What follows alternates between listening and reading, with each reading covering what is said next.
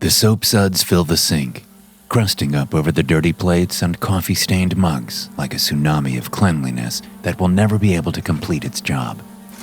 Orsa watches the suds, studies them, sees how the ones closest to the faucet's stream are completely obliterated in the middle, but grow tall and thick, surrounding the empty space like protective glaciers. There's a metaphor in the scene in the sink, and Orsa wonders if she's the empty space or the towering glaciers. Water isn't free, you know. Orsa stiffens, snapping herself out of her reverie in order to focus on the task at hand. She is supposed to do the dishes. Her job is the dishes. Orsa does the dishes. Water's free if you're on a well, Orsa replies with barely hidden annoyance. Which we are. She waits for the rebuke at her tone, but it doesn't come. Orsa shuts off the water, and not a moment too soon or too late, the reply comes. Takes electricity to run the well pump, and electricity to run the pressure tank. Last I checked, electricity isn't free. Mother. Always around, always hovering, ready for when Orsa messes up. Ready for when Orsa starts to slack, which is never, because all Orsa knows is that there are dishes to do, and Orsa does the dishes. Ignoring her mother, which has become harder and harder to do, Orsa dips her hands into the scalding hot water, oblivious to the pain she should be feeling. She grasps a mug and pulls it up from the sudsy icebergs so she can scrub it with the dishcloth before dunking it once, twice, 3 times in the clean, clear rinse water that the other sink holds. Once soap-free, Orsa sets the clean mug on the dish rack. A motion she has made so many times over so many nights, over so many years that she wonders if the dirty dishes are the ones in charge, and she is only their servant. After all, Orsa does the dishes, isn't that right? Did you hear me? Yes, Mother, I heard you. We'll do better then? Orsa shivers and keeps her head down, focused on the dishes. Yes, Mother, we'll do better. That's all I ask. I think you ask a little more than that, Mother. Oh? How so? You know how. No, I do not. And never tell me what I do or do not know, Orsa Henkel. Orsa steadies her nerves. She's getting worked up, and she's wanted to say this for so long that if she doesn't calm down, she'll screw it all up. We shouldn't be here. Here? In this house? Why not? This is our home. You were born here, raised here. You had a life here. And nothing. This is your home. This is where you are supposed to be. Not anymore. Don't be silly. This is your home. We are a family. This is where we live. Orsa stays quiet for a moment, then nods, her eyes on her work. Of course, Mother. No more of this foolishness. Of course, Mother. Good. Orsa waits and waits. When Orsa senses that she is alone, she slowly looks over her shoulder and lets out a long breath. Thankful her mother is no longer standing behind her. Thankful her mother is not even in the same room with her anymore. The doorway to the dining room is dark. Father has already gone out to the living room to listen to the radio. How he can stand it, Orsa doesn't know. The same program night after night. Every joke the same. Every song the same. Every soap advertisement the same. Every breaking news segment the same. But that is what Father does. He listens to the radio. Night after night after night. Just like Orsa washes the dishes, which she gets back to doing after turning to look down at the never-ending suds. Another mug, 6 supper plates, 5 small plates since Cooper was being a brat and didn't want peach pie for dessert. Orsa cringes at the thought but shoves it away quickly. What is the past is the past. She wants to get away from it, not dwell in it. Like she has a choice. Back to the dishes. 4 more mugs, 6 glasses. Really, they're jelly jars that Orsa's mother had collected over the years from store promotions or coupons she'd found in magazines. Orsa doubts that promotional jelly jars even exist anymore. The world has moved on even if the house and its occupants haven't changed for decades. Holding a jar up to the light, Orsa studies the multicolored graphics painted on the glass, trying to remember when the set came home. It's a Norman Rockwell painting, and she remembers 8 in the set, even though there were only 6 in the family: Father, Orsa, Cooper, Ashley, Maud, and Mother. The 6 Henkels of Red Pine Lane. So 2 extra glasses would take up space in the cupboard, which Mother could not abide. Everything has a place. Everything in its place was Mother's motto. It was true on so many levels. The family had each picked their favorite jar and watched as Mother tossed the 2 rejects into the trash. The image on the jar in Orsa's hand is of a boy and his dog leaning on each other, connected by a bond only youth can provide. Ready for a break, Orsa steps away from the sink, turns a kitchen chair around so she can straddle it, and sits at the small kitchen table. She crosses her legs and rolls the jelly jar over and over, back and forth in her hands, smiling at every rotation, happy that the boy and his dog are always together when they come around again. The Henkels had a dog once. Orsa shoves the thought from her head. The bulb hanging above the kitchen table flickers, but Orsa doesn't pay it any attention. She's grown used to the flicker. Jelly jars used for juice need juice, Orsa says to herself as she pushes up from the chair and goes to the icebox. She pulls open the door, and a weak bulb struggles to life, illuminating the meager contents the refrigerator holds. I could have apple cider. Or apple cider. But you know what I'm in the mood for? She pulls a jug out of the icebox and sets it over on the table. Apple cider. Orsa fills the jelly jar and holds it up toward the bare bulb. Cheers, light bulb. She downs the juice in one huge gulp, then steadies herself with one hand on the kitchen table. After a second, she takes in a huge gasp of air and lets it out quickly. And it tastes like nothing, she says, and straddles the chair again before pushing the jelly jar away from her. Her head turns and she looks at the filled sink. Still dirty? She snorts and looks toward the window above the kitchen sink. The perpetual twilight shades the outside view in blues and grays. If she really wants to work for it, she can get up, lean across the sink, press her face to the window, and just barely make out the old oak tree with the tire swing. But that feels like too much work, and Lord knows she has plenty of that already. Bone weary, Orsa stands once more and takes the juice jar to the sink.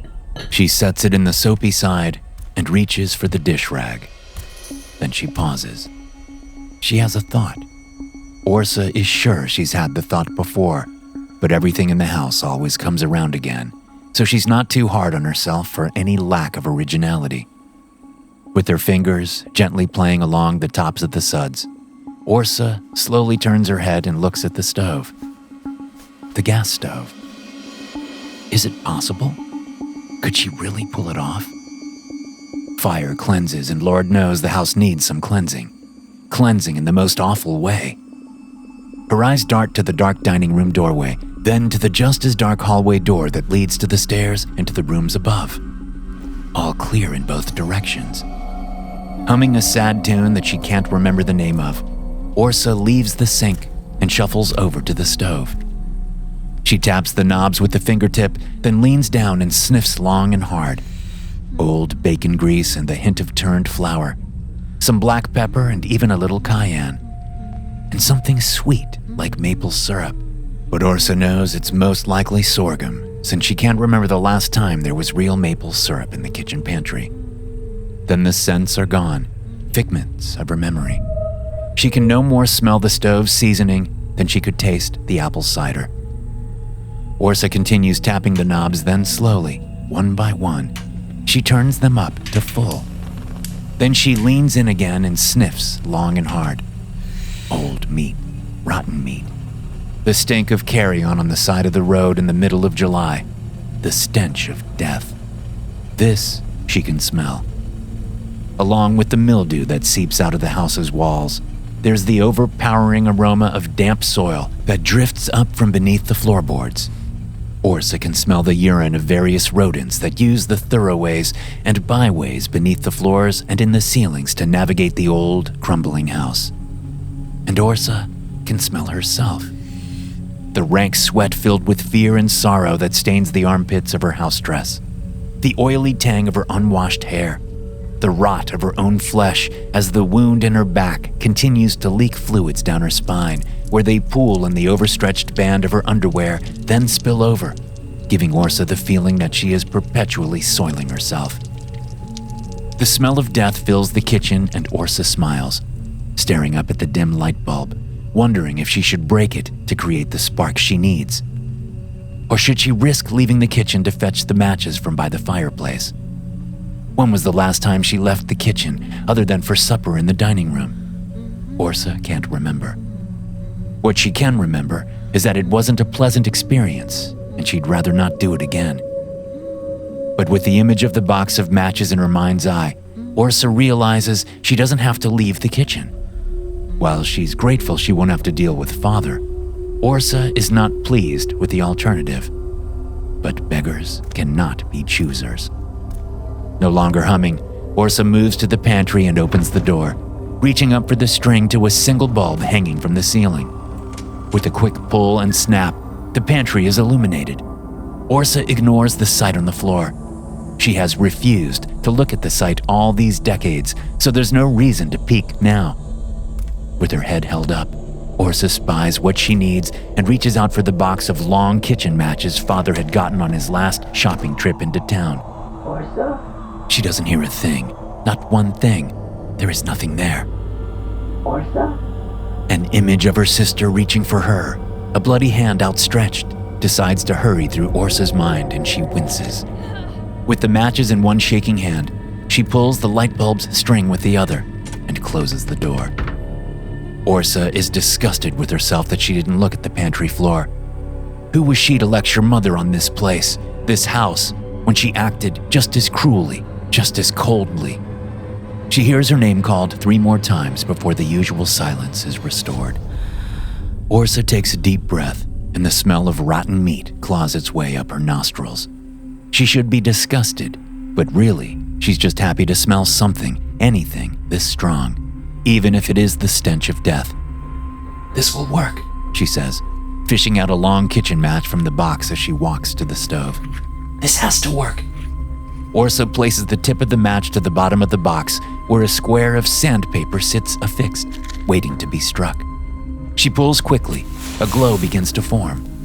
Then the water in the sink turns on, and the spark that had begun to grow on the match head blinks out of existence, as does the match Orsa's holding, and as does the whole box of kitchen matches. The water continues to run. Orsa, now empty-handed, stares at the stove's knobs. Each one is set to off, and there is no smell of rotten meat or death filling the kitchen. No more than usual, that is. "Water isn't free, you know." Orsa's chin hits her chest, and she chokes back a sob. "Did you hear me?" "I heard you, Mother." "Don't seem like it, since all you're doing is standing there, acting like a moron, staring at the stove. What are you expecting, huh?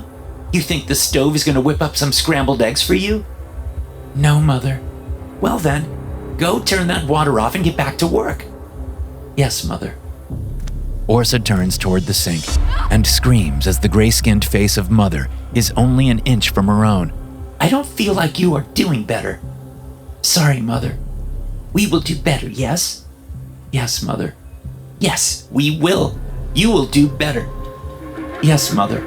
Orsa replies to the unseen voice as she crosses back to the sink and turns the faucet off. She'd look at the dish rack, but she knows there's no point. It's empty, like always.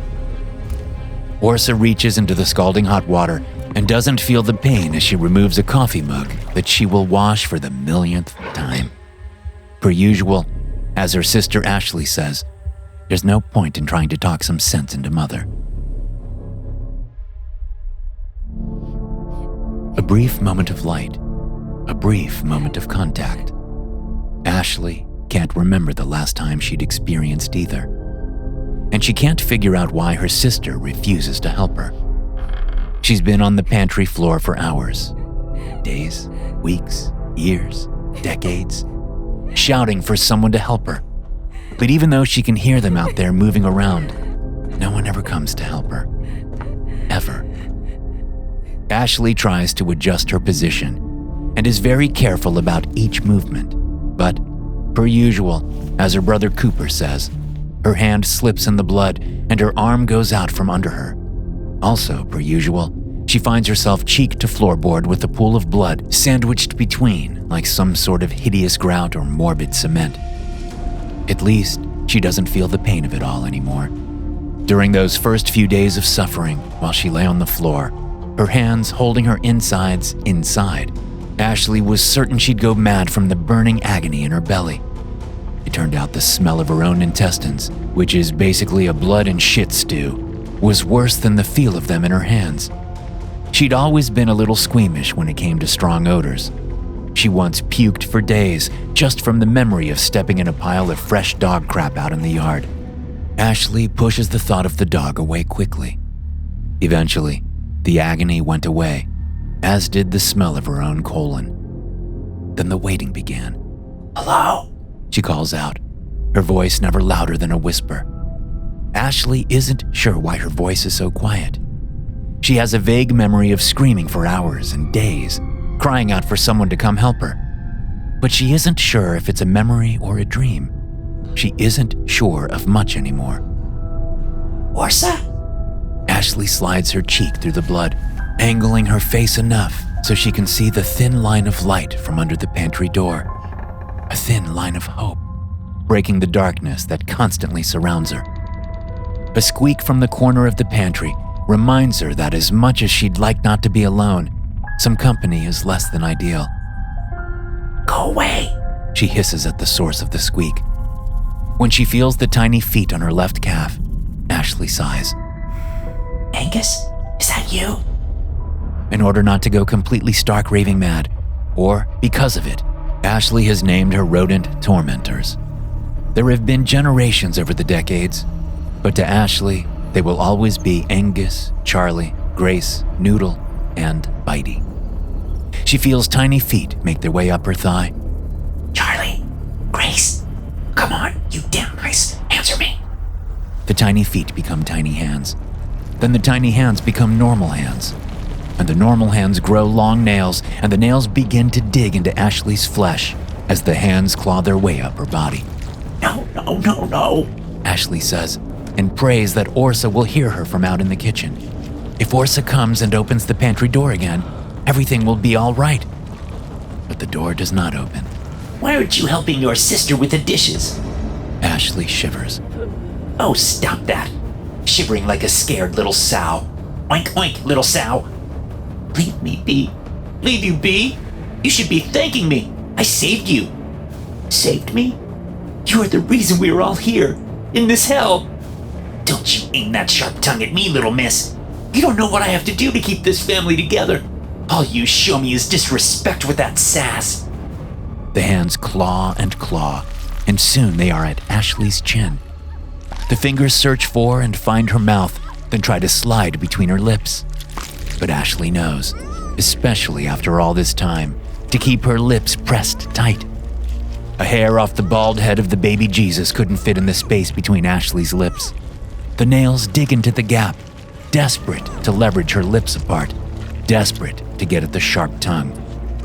Ashley tries to push the hands away, but they won't be stopped. They are relentless as they twist and turn, hunting for a way inside Ashley's mouth. Where's that sharp tongue now? Where's that sass?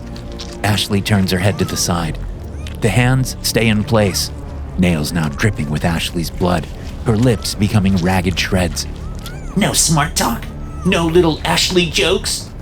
A finger slides inside, and Ashley knows what she has to do. She's been doing it for hours, days, weeks, years. Letting her jaw relax, the rest of the fingers slide in and the laughing begins. Then Ashley bites down as hard as she can, filling her mouth with hot blood and floating fingertips. The screams and the wailing and the beating and the thrashing that come are expected. Ashley turns her head and throws up as the entire weight of her mother presses down on her. You horrid thing! Why do you hate your mother?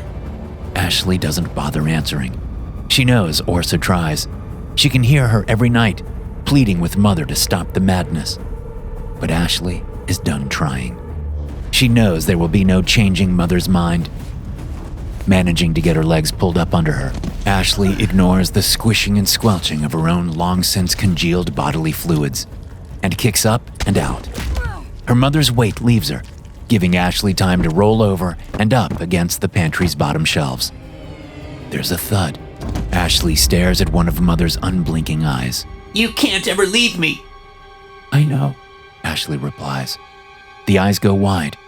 She agrees with her mother for once? Yes. Now will you leave me alone? Never. Ashley screams as loud as she can. It's barely above a whisper. One of her rodent friends, especially Noodle or Grace, could squeak twice as loud. But even the fact that Ashley can even scream gives her hope. Not hope in her situation. She's resigned herself to the eternity of sadness that lays out before her. No, Ashley simply has hope that maybe eternity won't be so helpless. Hands jam themselves into Ashley's mouth before she can clamp her lips closed. They scratch and pull.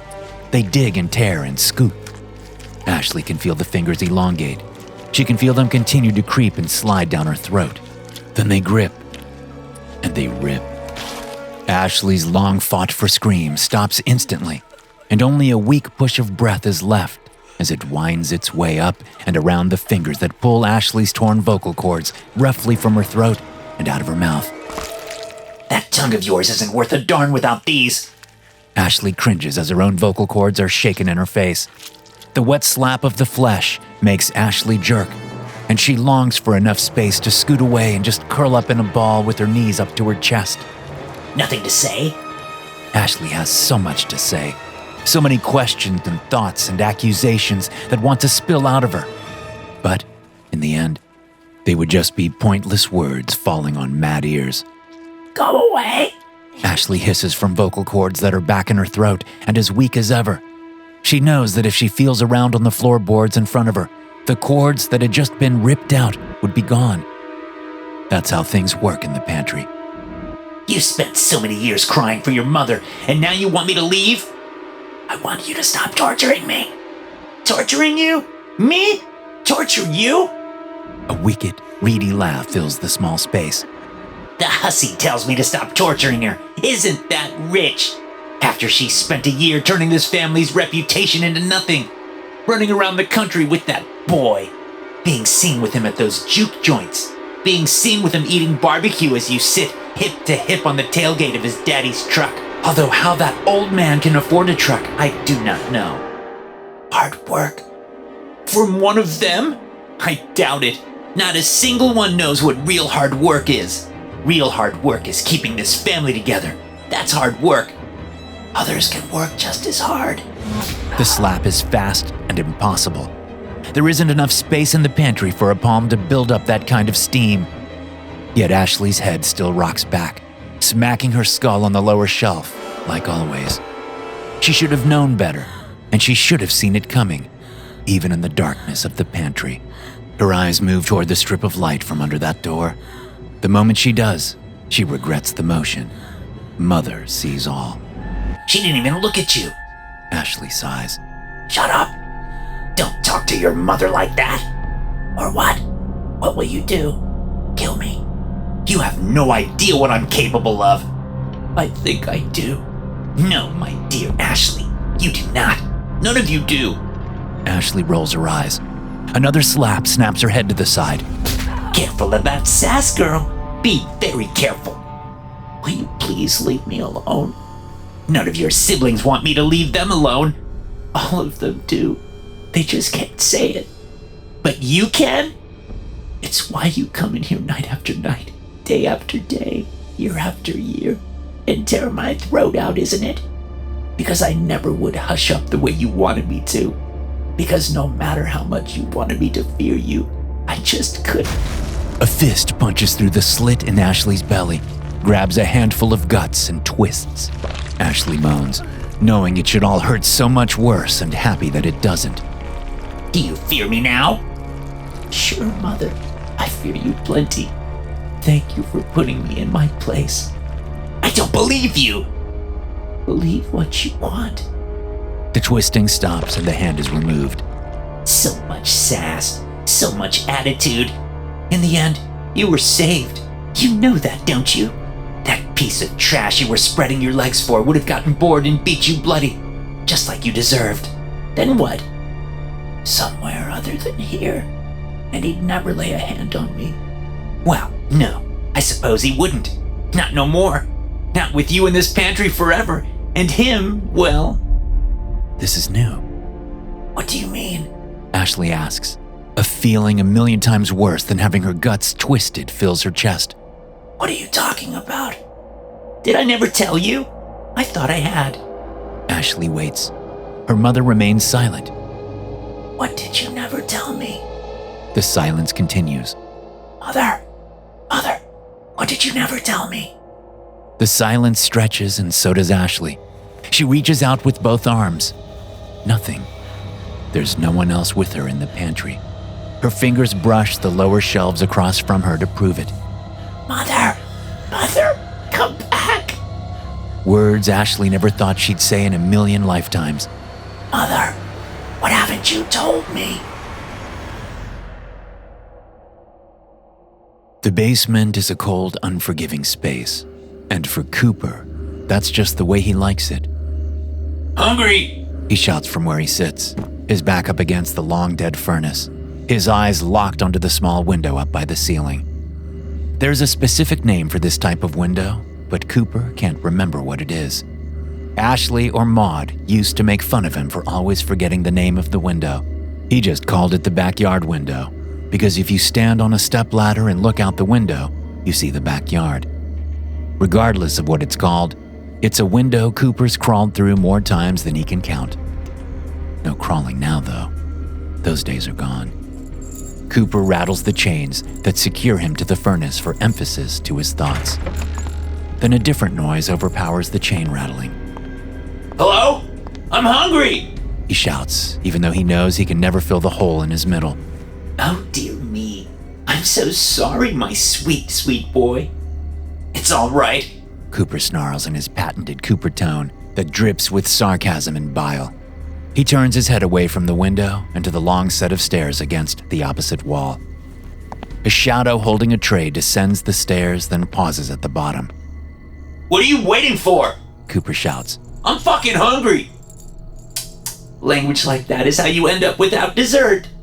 To hell with dessert. Just bring that fucking food over here. I'm starving. Is that so? Starving, you say?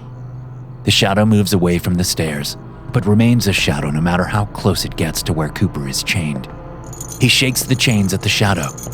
Why am I down here? Oh, sweet, sweet boy. We've been through this. I brought you here because you are so strong, so full of life, that I needed to anchor you to the house so you wouldn't leave your mother all alone. What about the girls? They're still here, aren't they? Oh, they are still here. Then you wouldn't be alone. Take these off. I don't believe I will. I said take them off. No. Mother, take them off.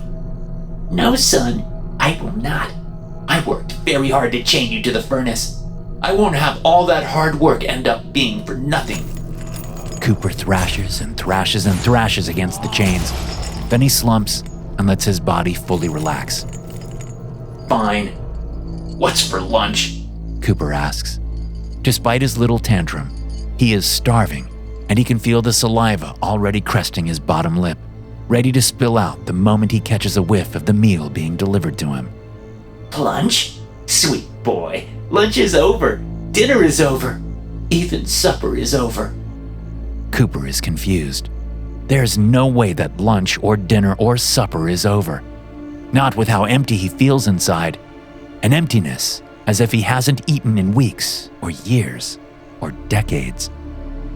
Then he looks down and realizes there's a reason he feels so empty and so hungry all the time. There's a hole in my middle, he says, and his fingers begin to explore the gaping wide wound where most of his organs used to be. How'd that get there? So handsome yet dumb as a post. The tray is set down next to Cooper, but he still can't see who is holding it. Not that Cooper doesn't know. He'd know his mother anywhere. He's her sweet, sweet boy. I ain't dumb, Cooper says and reaches for the tray. Then he hesitates. Meatloaf, which is what he assumes takes up most of the space on the plate, shouldn't be squirming. And the cabbage and boiled potatoes shouldn't be hairy. Not to mention the milk that has turned green and grown a thick layer of fuzz on the top. What's wrong, sweet, sweet boy? Aren't you hungry? I don't want that. You don't? Why not? It doesn't look good. Are you saying my cooking doesn't look good? Is that what just came out of your mouth? Cooper knows he shouldn't answer the question. He's been asked it before, and he's answered it before, he's pretty sure. He's also pretty sure it didn't end well the last time he did offer up an answer. Yet he can't help himself. Just looks like it's gone bad. I don't want moldy food. Make me some fresh stuff. Make you some fresh stuff, he says. You know, like your garden beans and your candied carrots and that pulled pork and... There's no garden to take from, sweet, sweet boy. And there's no pig to slaughter and smoke. There ain't? You know there ain't. Really? I do? Feels like just yesterday we were having supper, all fresh from the garden. You were all upset because Father didn't say a word about it. I was there, Cooper. I know what happened. Oh, right. The tray of food is nudged an inch closer. Cooper frowns at it. But you screwed up dessert, Mother. I remember that. He continues. There was only peach pie, and I had been told there would be strawberry rhubarb pie. So I was set on having strawberry rhubarb, and when I saw the peach pie, Lord have mercy, I was not happy. You have it reversed. I was unhappy before pie? I had said there'd be peach pie, but I made strawberry rhubarb instead. No, that ain't right. Yes, Cooper, it is right. I know. I was there. Cooper tries to recall that night, but it all slips away. Everything keeps slipping away. He glances at the tray. Oh, is it lunchtime? Sure, my sweet, sweet boy. It's lunchtime. Oh, good. He rattles his chains. What are these for? Why am I chained to the furnace? Where's the rest of my belly? The shadow sighs. No point in answering any of those questions. Your mind is a sieve. Everything drips right through. I am so hungry. I should have eaten that peach pie. Strawberry rhubarb. Right. I should have eaten that. Yes, Cooper, you should have. You have no idea how much you should have. I don't see any pie on that tray. Is the pie all gone? For a very long time now. Are those maggots in the meatloaf? Of course not. They look like maggots. Onions. Onions? Onions. Don't look like... They are onions! Eat your damn food! The shadow isn't a shadow anymore, and Mother's gray-skinned face presses its nose against Cooper's. You will eat! You will eat it all! Cooper cries out and scrambles to get away from his mother's rotted face. Eat it! I'm trying! Cooper spins himself around, which isn't easy to do while missing most of his abdominal muscles, and reaches for the tray with the toe of his right shoe. It takes him a few tries, but he finally snags it and is able to slowly drag it over to him. There you go, Mother says and moves back and back and back until she is lost from sight, a shadow amongst shadows again. The fork is rusty, or Cooper hopes it's rust. He picks it up, digs into the middle of the meatloaf, and saws back and forth, cutting the slab in half. Off-white fluid bursts from the maggots he dissects, adding to the already questionable liquids that pool on the plate. Looks great, Cooper says, eyeing the bite he's cut off for himself. Then he shoves it in his mouth and chews and chews and chews, then swallows, closes his eyes, and waits.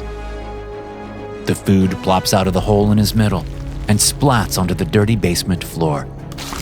Cooper sighs. Eat up, sweet boy.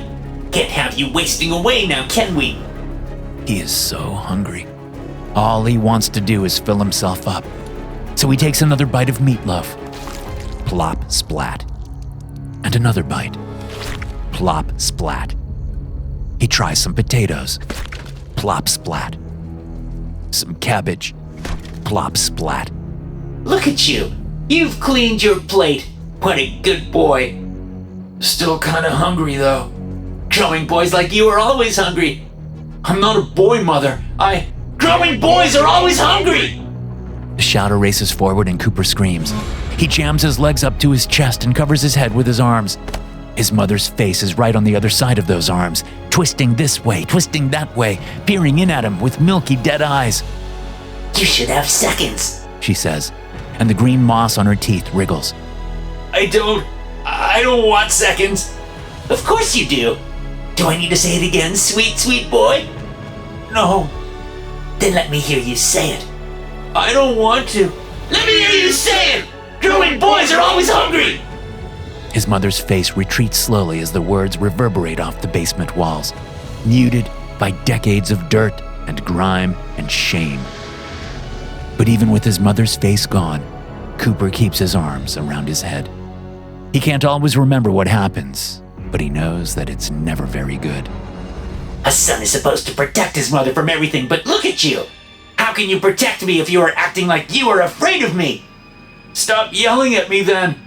You don't listen otherwise. Yeah, well, I don't like it. And I don't like that I have to protect you. Yes, a mother's job is to always protect her children, which I have done perfectly so far. But there comes a point where a mother gets tired and needs some protecting. Can you do that, Cooper? Can you protect me? Cooper doesn't respond, mostly because he never quite understands what his mother is talking about when she brings him food. He doesn't really understand much of anything anymore, but that's beside the point. If there is a point, Cooper isn't sure. The other reason Cooper doesn't respond to his mother is that there's an itching at the back of his neck. Not a metaphorical itching, but a literal itching. He scratches at his neck, and his finger slips into a small hole. He digs about and feels small things, tiny things, minuscule things, burst and pop. Oh, right. Now he remembers. A spider had laid eggs in his neck, and he keeps forgetting to clean it out. But that's all sorted now. He pulls his hand away from his neck and stares at the pulp on his finger. Don't you dare eat that now, his mother says. Looks tasty. Tasty? You want tasty? Mother scoops up all the fallen food and piles it on the tray. Then she shoves the tray closer to Cooper. Why eat that nasty stuff on your fingers when you can eat some of your mother's home cooking? Cooper continues to study the goop on his fingers. Then he sniffs it. Cooper! All of his attention goes to his mother. She points at the tray as she slips back into the basement's dark pockets. Eat. Cooper eats. Plop, splat. Plop, splat, plop, splat. Very good. The shadow returns for the tray, picks it up, then walks back to the stairs as if everything is normal. Everything is fine. Cooper watches her the whole way. He tries to get comfortable, adjusting his back against the furnace. Mother? The shadow pauses, the silhouette of its head turning slightly. Yes, sweet, sweet boy? Why'd you chain me up? So you'd always be with me. Yeah, but... He looks down at his lack of a middle mass. Where'd this hole come from? Love, sweet, sweet boy. It don't make any sense. Oh, sweet, sweet boy. Let's not dwell on the bad memories. I remember so little that it's hard to sort out the bad from the good. This one is bad! His mother screams, suddenly back in his face. Flecks of black and green fly from her rotted mouth and speckle Cooper's cheeks. He closes his own mouth, but knows some of those flecks got in there. He almost wishes he had some of that fuzzy milk to wash it all down with. I'm sorry, he says and cringes back against the furnace. I forgot I'm not supposed to ask these questions. I'm so sorry, Mother. Please. Their faces are a millimeter apart. His mother's breath is like a sub-zero blast furnace, freezing bits of his cheeks with every exhale. I'm sorry, he whispers. You will stay with me forever, my sweet, sweet boy. Yes, Mother. Then she is gone. The shadow is gone. Nothing ascends the stairs. Only the tray remains, empty and waiting. Cooper gathers up the slop from the floor, the remnants of his second helpings, and tosses it onto the tray. Then he leans back against the cold furnace. By the time he closes his eyes, the tray has faded away. But, per usual, a phrase his sister Maud always says, Cooper knows the tray will be back, carried by an angry shadow that he's pretty sure is his mother.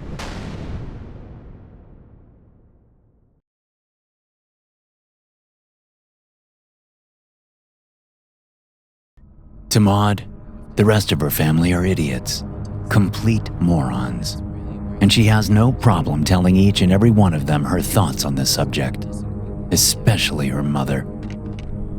I do not care what your cousin thinks, Kelly. Ashley will not go on a date with him, she says into the heavy, black telephone handset. The thick cord spirals down to the phone's base, a piece of technology that is as lethal as it is convenient. Maud waits for Kelly to respond, but per usual, something her sister Orsa says all the time, Kelly is silent. You don't have to agree with me, Maud continues. She picks up the phone base off the small stand in the hallway and carries it into her bedroom, shutting the door behind her. Dragging the long cord, Maud hurries to her bed, where she settles in cross-legged. But you know how Mother is. She'd never let your cousin, who is 21, take my 19-year-old sister to some movie. If she did, it'd be because she'd go with and insist that the theater lights be up at full the whole time. That's not a very nice thing to say about your own mother. Maud jumps and looks around her bedroom. Mother? There is no answer. Kelly? Kelly is not on the phone, dear. Maud jumps again, her eyes searching the corners of her room, the shadows by her chest of drawers, the darkness that spills out of the partially open closet. I have to call you back. Maud hangs up the phone. There is no one to call back. Where's the voice coming from? Is it the closet? Maud cannot tell. Mother? We should talk more on the telephone. Maud's head whips to the right, and she stares at the curtained window.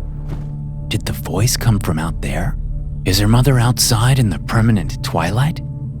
When I was a young girl, we didn't have a telephone. Did you know that? Yes, Mother, I know. You've told me so many times. Maud eases a leg off the bed and softly sets her foot down on the hardwood floor. Where are you? This is getting silly. I had to walk 2 miles down to the Cohen's farm. They had a phone on a party line with the Lewises and the Ratchers. Yes, Mother, I've heard this. Now come out this instant. I am not happy with this taunting.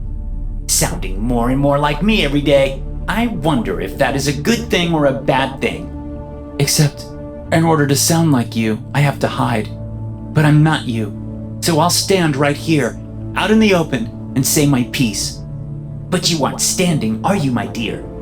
Maud rolls her eyes and unwinds her other leg out from under her. Then she sets that foot on the hardwood and stands up. That was so easy to remedy, wasn't it? Yes, Mother, it was easy. So is this! 2 gray-skinned hands shoot out from under the bed and grab Maud by the ankles. They yank back so fast with so much force that Maud doesn't even have time to get her hands out in front of her. She manages to turn her face at the very last second, ending up with a split and bruised cheek instead of a broken nose. Mother! She shouts and tries to scramble away. Stop this! But her mother doesn't stop it, and the few inches of progress Maud makes are lost as she's pulled back under the bed. She flips herself onto her back and jams her hands against the bed frame to keep from being completely dragged beneath. There's pain in her ankles as they are held together tightly, their bones grinding against each other while something is wound around and around them, quickly cutting into skin. Mother! Stop! The pain below gets worse, then suddenly eases up. She tries to move her legs, to draw them up to her, but they are held tight under the bed. Mother! What have you done? Did you tie me to the bed? Did I? The voice, Mother's voice, echoes from somewhere in the room that is not under the bed. Maud whips her head to the left, but sees nothing except for a pair of shoes, and a single sock with a hole in the toe sitting over by the chest of drawers. She whips her head to the right and sees a wall. Be still now. Maud pushes against the bed frame, hoping to dislodge her feet and legs from the bed. I said be still! Mother's face hangs over the edge of the bed. Maud shrieks and flinches away, but not before her mother is able to slip a loop of telephone cord around her right wrist and cinch it tight. What are you doing? As she reaches to undo the cord, her mother drops a different loop around the other wrist and cinches that one tight. Then Mother disappears, and like a marionette, Maud's hands are pulled up and over the edge of the mattress. Ow! Mother! Stop! The tension on her wrists grows and grows and grows. Tension becomes discomfort, becomes pain, becomes terror, as Maud realizes that if her mother continues to pull, she'll yank Maud's arms right out of their sockets. She can even feel the slow burn happening in her shoulders as limits start to be met. Mother! When Maud tries to free her legs again, she screams in agony as the force she uses is instantly translated to force on her wrists and arms. You tied my wrists and ankles together in a loop! What is wrong with you? Nothing. Mother appears over the edge of the mattress. She grins down at Maud. Then she slowly reveals something she's holding in her right hand. The telephone. All 4 pounds of black, Bakelite plastic. Maud stares up at the bottom of the phone as it hovers precariously over her head. Let's talk, shall we? Her mother asks. I am not in the mood for this, Mother. You are my oldest, Maud. I know that, Mother. Can we not do this? Please? As the oldest, there are expectations. I know that too. You can stop this at any point. Do you believe you are living up to your expectations? What? Do you feel you are living up to your expectations? Do you really want me to answer that question? Yes.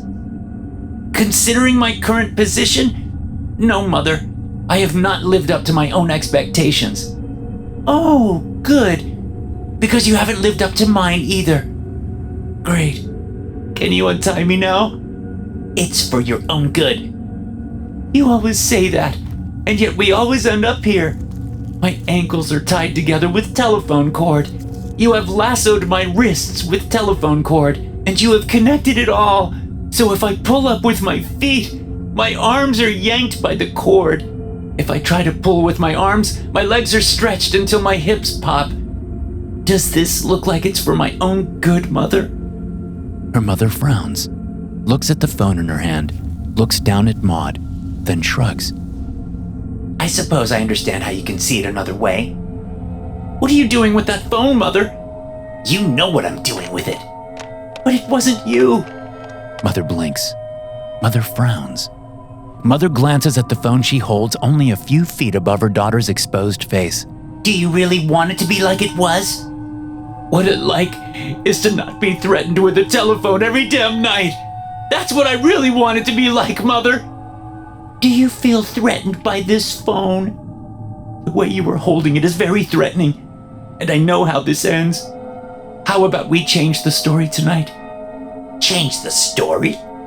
Yeah, you can set the phone aside instead of using it to smash my face in. And what a beautiful face it is. Not as beautiful as Ashley's, of course. Of course. And a little more plain than Orsa's. Which is why you are always putting on too much makeup. You can dress up a pig, but you can't teach it manners. What does that even mean, Mother? Maud sighs. You went from saying I was beautiful to comparing me to a pig. Am I the pig in your messed up metaphor? Do you feel like a pig, my dear? No! I do not feel like a pig. Maud's face is red with rage. And set that phone aside. I am tired of waiting for it to drop. This phone? Maud's mother shakes the phone. Maud flinches. Mother, stop it! Mother shakes the phone a few more times, then smiles down at Maud. Very well. The phone disappears, and Mother's hand reappears, empty. How is that? Does that make you happy? Because all I do is live to make you happy. Somehow I doubt that. Mother's face disappears. Mother? Hold on, my dear. I'll be right back. Be right back. Where are you going? Somewhere. Maud lies there and waits. Like every night, her shoulders burn and her upper arms have started to shake. Under the bed, her right leg is asleep, and her left leg alternates between pins and needles and just fiery hot needles. The phone cord around her ankles has split skin, and Maud can feel blood pooling under her heels. Mother? There is no answer. Mother! Stop this! Still no answer. What does Father think of all this? While the silence remains, a tension builds in the room. Maud presses on. Have you talked to him? Do you ever talk to him? There is no point in talking to your father. You know that. So you haven't tried? I did not say that. I try every night. There is simply no point with that man. Maud tries to find the location of her mother's voice. She looks to her left, towards the chest of drawers, and then to her right, towards the wall. If you have tried, what has he said? Does he have an opinion on any of this? Your father is a quiet man. He keeps his opinions to himself. You know that. But that's the problem. He's so quiet. None of us know what he's thinking. None of us ever did. What's to know? You are his children. That doesn't mean anything. It means he loves you and has loved you the moment you were born. He has a funny way of showing it. Oh, you and your generation always needing to have everything spelled out for you. What would you have him do, Maud? Paint a sign on the barn saying you are his favorite? What? No, I don't think I'm his favorite. Don't you? You're the firstborn, the oldest child, Daddy's girl. You knew him before Orsa or Ashley or Cooper. I've barely known him much longer. We were married so young and so fast. When I say that you are his favorite, then I mean it. I'm his favorite? He actually said that? No, of course not, you fool. Your father would never admit to anything so personal. And I was just joshing with you anyway. Your father doesn't have a favorite child because he hates all of you equally. I knew it, Maud says. She goes to clap her hands together, then screams as the tension pulls the cord around her ankles even tighter, slicing past skin and into muscle. Oh, poor dear, her mother says as she slides back into view, her head and shoulders sticking out from the top of the bed. Maybe this should all come to an end. That's what I have been saying. I know Orsa wants it to end, and I am sure Ashley does too. Maud shouts. I don't know about Cooper, but you know we're right. This has to stop, Mother. Her mother only stares down at her. Mother? Then she sees the look in her mother's eye. No, hold on, wait, Mother, wait! The telephone reappears in Mother's hand. It is lifted up high, then brought down hard. Maud screams and screams until her face is pulverized and so much blood and bone are shoved down her throat from the relentless beating. All she can do is gasp and choke and cough up bits of herself. Then there is one last sickening crack, and Maud goes still. Mother shakes some of her daughter off the bottom of the phone and sets it on the bedspread. Then she looks down and watches a single bubble of blood at the corner of Maud's mouth slowly fill with air, then burst.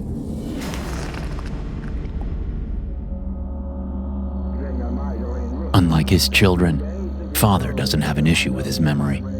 He knows exactly what happened that night so many, many decades ago.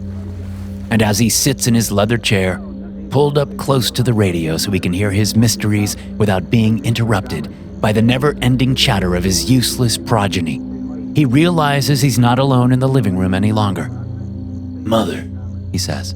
Are the children all sorted out? There's no reply. If it were up to me, I'd do away with all of this nonsense. Let it all go. The creak of a floorboard. Ain't no reason for all of us to still be here. Another creak, a clatter by the fireplace. What's done is done. What's past is past. Quiet, careful footsteps. Mother, don't you agree that it's about time to end this foolishness? A snort, a laugh. Foolishness? I suppose a stupid, awful fool like you would know. Oh? What makes me a fool? There's static on the radio, and Father reaches out to adjust the dial. With a slight turn clockwise on the tuning knob, the static ends, and the constant, barely audible voices continue. Do you hear them? Father asks. They say nothing, but if you listen closely, they reveal the secrets to everything. All the mysteries. And that is what makes you a fool! Father whips his head around and sees Mother standing there with the fire poker gripped in one hand. What will you do with that, Mother? Father asks, a smile on his lips. Gonna teach me a lesson? I should have taught you a lesson all those years ago. Then I wouldn't have to deal with this back talk. Nothing but sass.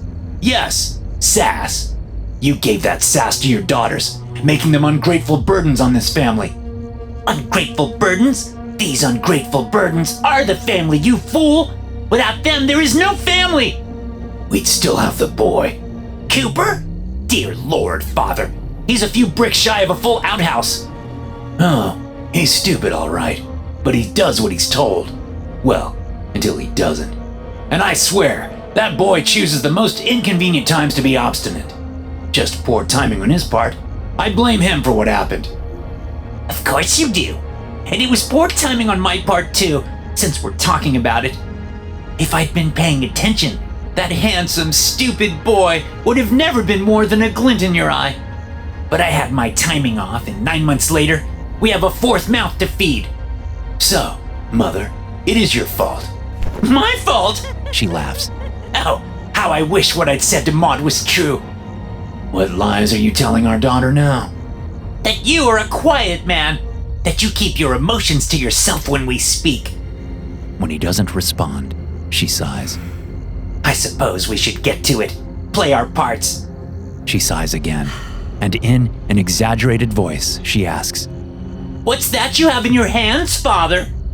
Father cocks his head and wonders about what he's holding. Then he looks at his hands. Oh, it's my father's own Remington. 12 gauge, pump action. Beautiful gun. But why are you holding it? Why? Because it needs cleaning. It does? Have you been firing it lately? Father growls. You know I have. Every night? Every night. Do you think you can set that gun aside and not fire it tonight? Father stares at the shotgun. It's possible. Then I am going to reach over your shoulder and take that from you, and you are gonna let me. Father turns and stares at Mother. He sneers at the fire poker in her hands. What's that for? In case you decide to get cute. You mean in case I try to blow your head off instead of mine? Yes, but for tonight. Father places the barrel of the shotgun under his chin and squeezes the trigger. Mother's face, neck, and shoulders are coated in Father's cranium and all that had been held inside it. You son of a bitch! Every damn night! Father drips off of Mother. Mother watches, separate from the family at the dining table, separate from herself, separate from her fate. Although she can never be that, separate from her fate. Now, just like tonight and every night, she is forced to watch that fate play out. She doesn't know why it's like this, but it is. She stands in the corner, more shadow than anything, and waits for it all to unfold. I don't think I will go to college, Cooper says. I'd rather take all that money and get me a real nice car. All of what money? The past version of Mother at the table asks as she scoops mashed potatoes onto her plate. My college money you saved for me. The past Mother glances at the past Father, but he doesn't glance back. His lips are pressed tightly together, and his eyes are on his son. Well, we'll have to see about that, the past Mother says. That money was for college, not for hot rods. I wouldn't buy a hot rod. No, I'm thinking of a sweet Cadillac convertible, cherry red. They don't make them in cherry red, Ashley says and tosses a pea at Cooper.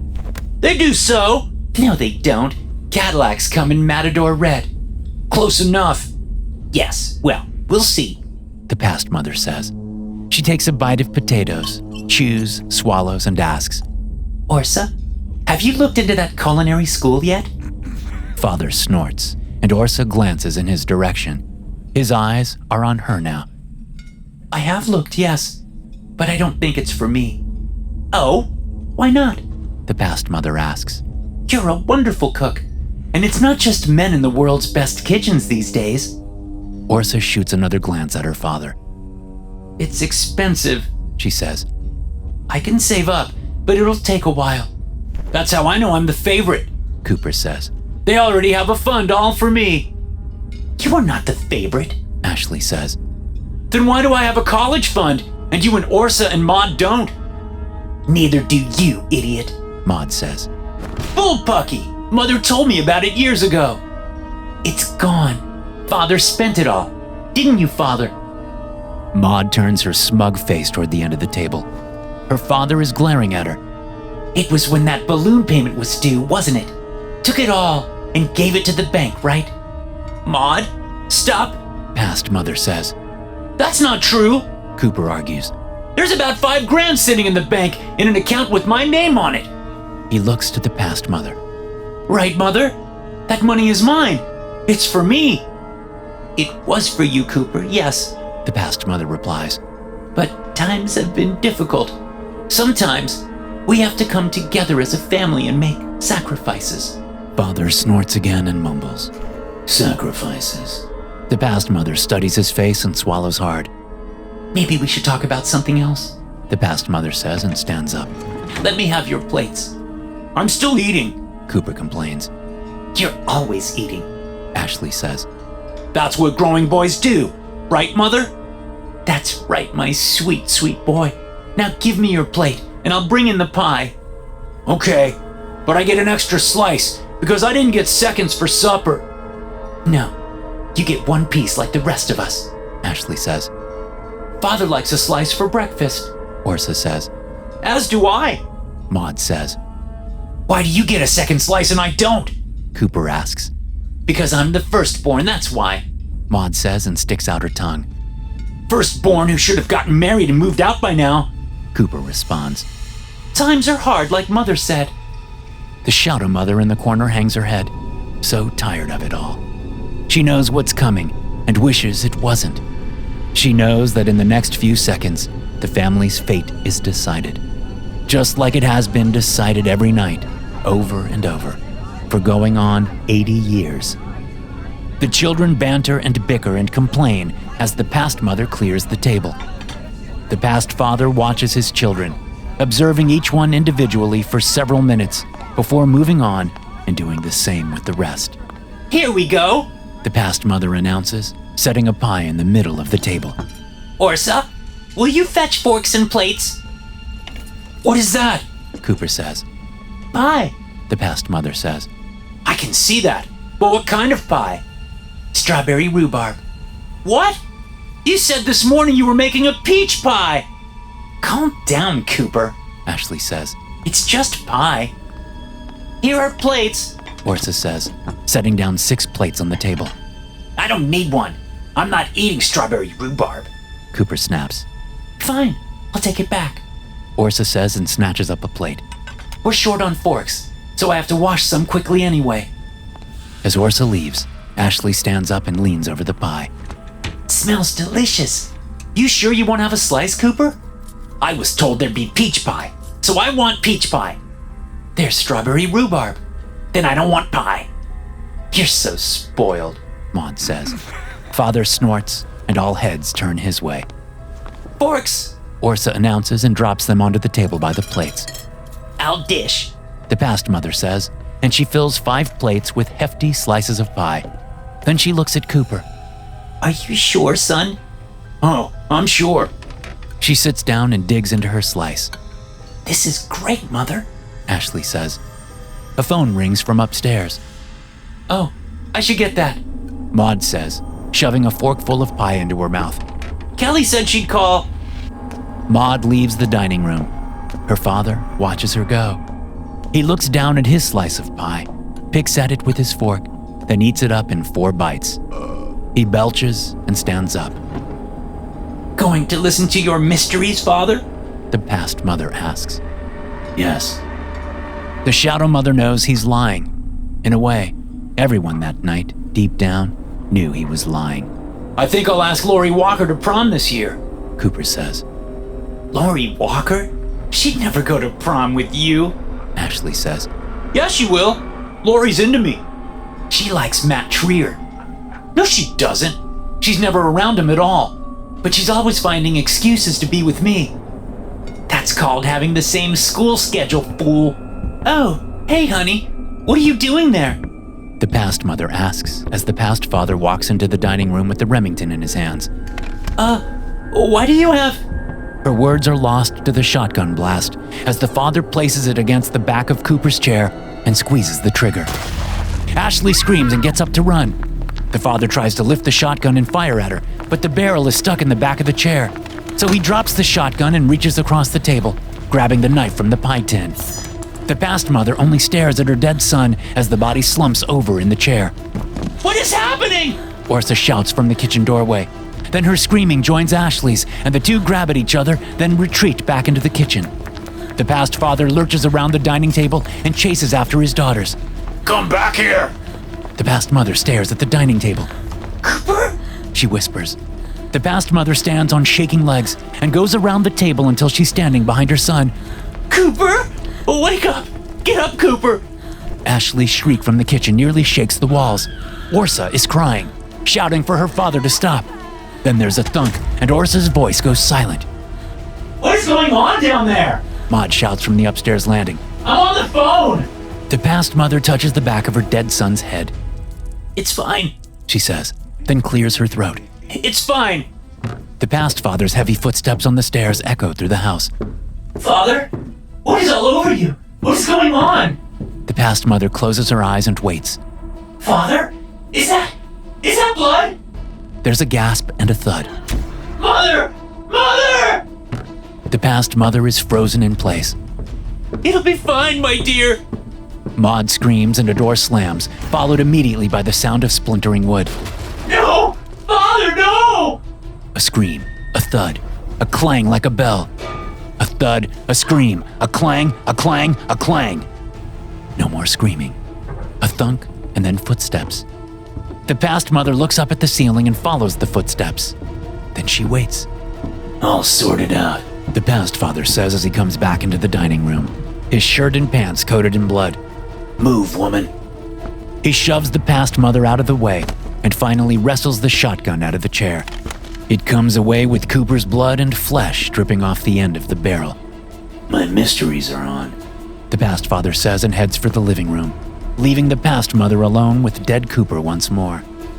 A high-pitched whine tells the mother that the radio has been turned on. Your father loves his mysteries, The past mother says, just before a shotgun blast echoes from the living room. How do we do it? The shadow mother asks as it steps out of the corner. The past mother shakes her head. I don't know. The shadow mother moves close to the past mother as the woman strokes Cooper's head. They hate us. The shadow mother says. They do? Why? They think we could have stopped this all. Us?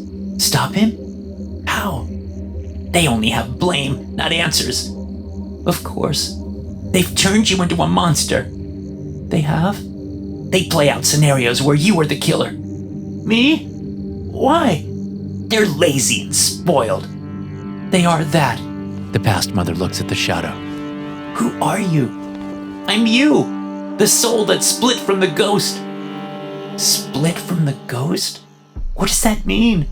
You'll see. I will? Well, in a way, yes.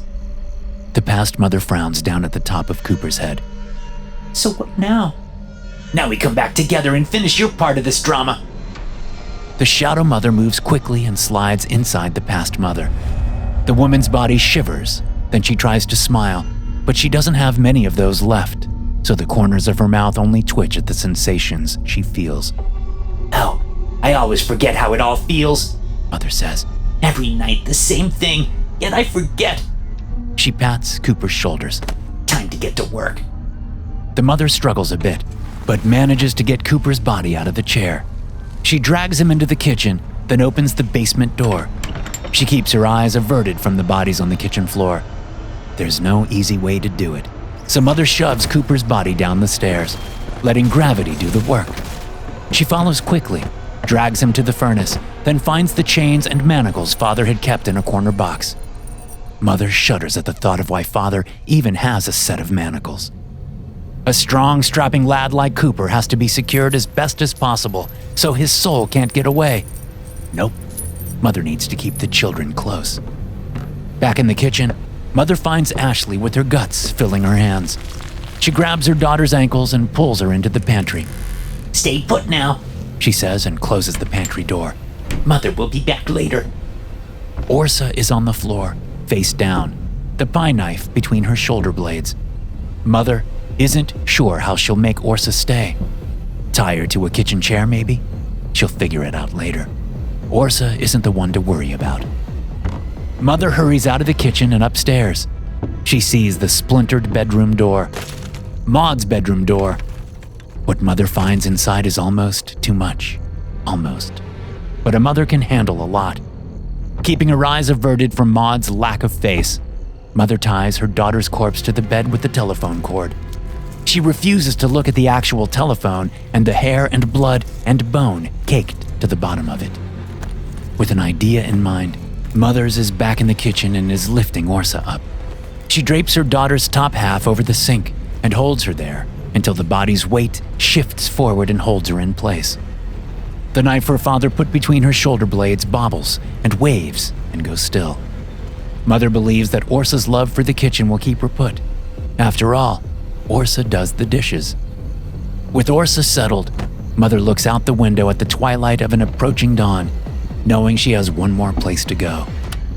When she walks out of the kitchen's back door, down the steps, and over to the old oak tree, Mother is not surprised to see the tire swing gone and the noose already knotted, waiting for her, as it hangs above a small stepladder. Mother climbs the short ladder until she's level with the noose, then she slips it over her head, kicks the ladder away, and lets her body drop. It's a short drop, so her neck doesn't snap, which means it's a slow, painful death. Mother believes she deserves nothing less. When her gasping ends and her blue, bloated face goes slack, the Shadow Mother slides free from the corpse. Time to go, the Shadow Mother says. The past Mother's eyes blink, and then she drops free of the noose. A noose that disappears the instant her ghost feet touch dead grass, replaced by the old tire swing once again. They hate me? The past Mother asks. Maybe hate is too strong of a word. But all I want to do is keep this family together. They're kids. They're ready to move on. But what happens if we move on? The Shadow Mother shrugs. They don't realize that I'm protecting them. One day they might. Why does it take so long for children to understand? That's the perpetual question of motherhood, right? The two mothers smile at each other.